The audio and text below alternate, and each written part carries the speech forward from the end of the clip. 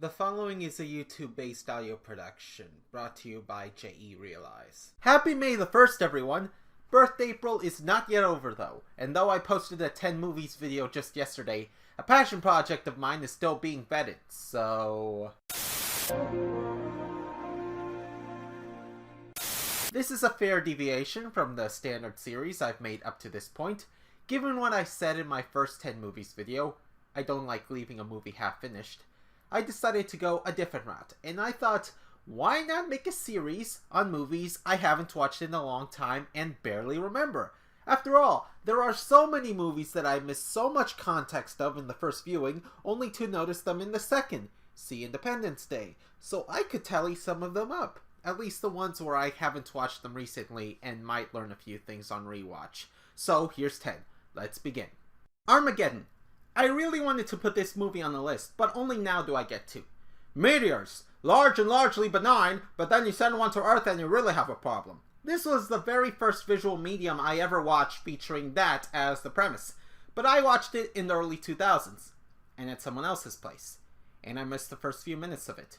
A group of people were sent into space to blow it up, except it seemed like nothing was working and the Earth was going to end. And one of the mission control characters was seeing her life flash before her eyes. And somehow the issue was resolved? The end? I have no idea what happened there. I was too young to process it. It's like an Independence Day. As a kid watching the series, you somehow tune out that yes, there were in the movie, and only catch on to this fact when you decide to watch it again as an adult. Don't ask. I feel like if I re-watch Armageddon, I'll be able to understand everything better. But then again, I may just not want to relive bad memories. But wait, was it really Armageddon that I forgot? I just heard another movie with a similar premise, Deep Impact, came out on the same year. How am I going to know which one it really was? Deep Impact. I'm hedging my bets for this one, just in case it was one or the other. Apollo 13.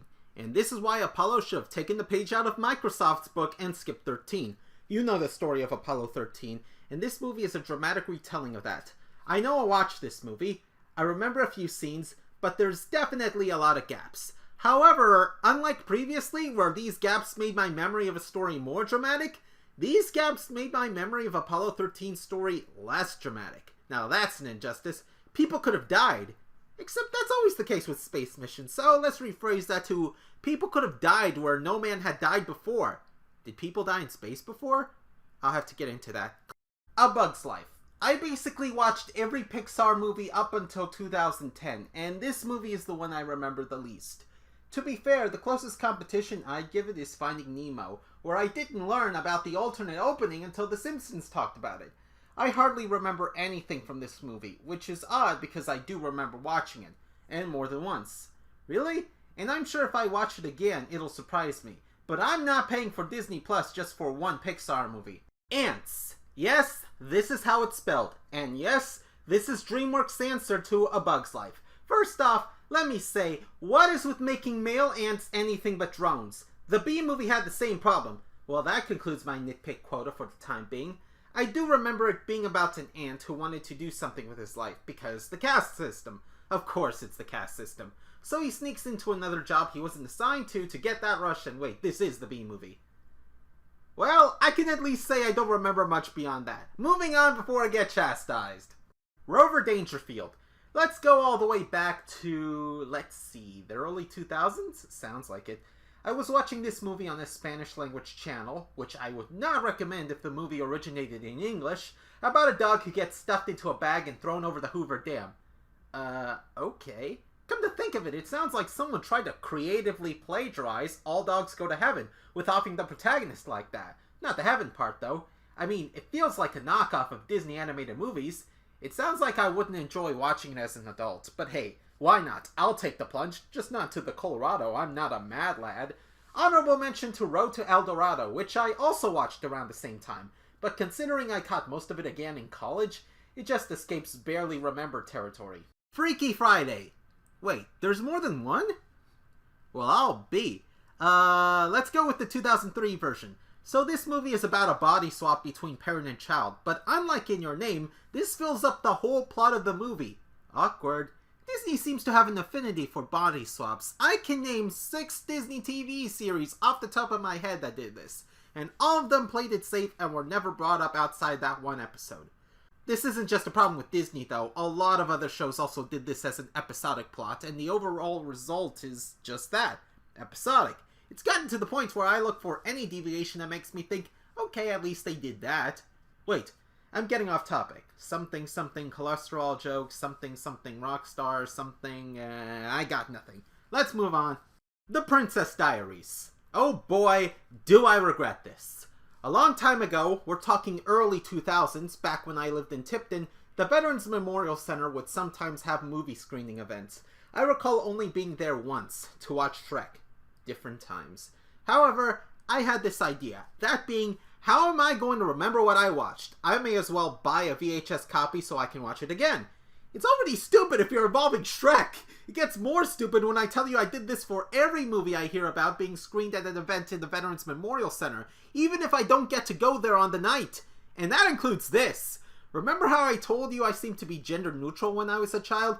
I had no idea I was not supposed to watch this because it was not in my demographic. And yet, to this day, I still own the tape. And yes, at one point, I did watch it. And you want to know how long that movie was? That movie was over 2 hours long. So long that the cartridge barely had room for the entire movie without needing another cartridge. That was the longest movie I owned on VHS. Well, I can say it was part of my blooper reel. Note to self, write this in my letter to my past self. The Sandlot. I know the premise, kind of. But here's the funny thing about barely remember films. If you only barely remember them, you're likely to get the premise wrong. Way wrong. What I remember is this professional baseball player gets knocked out by a stray baseball or something, ends up as a kid in his past, and has to relive his life with his friends in the Sandlot to maybe redo the part of his life where he lost them. Wait, that was Sandlot heading home? Well, in that case, I was way off indeed. I guess I know absolutely nothing about Sandlot. Hate to disappoint you, get your refunds at the door.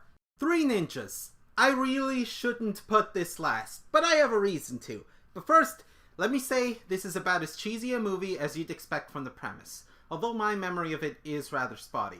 I do know there were movies after that, one of which included Hulk Hogan, but back to why this is last on this list. I actually met the writer. Yeah, that's no big deal if you meet him in a one-off at a convention, but I had him as my screenwriting teacher back in Fresno State. He's quite the character to be around, and the story as to how is pretty insightful. But that's a story for another time. Yeah, that ending was cheap. But if I realized I was going to make a spin-off video after this, I would have planned it out better. Oh well, do the feedback thing, like, comment, subscribe, or dislike. I can't say much against it considering how much I know is under NDA. Follow me on Twitter at JERealize. This has been JERealize. I'll see you next time, and there will be a next time.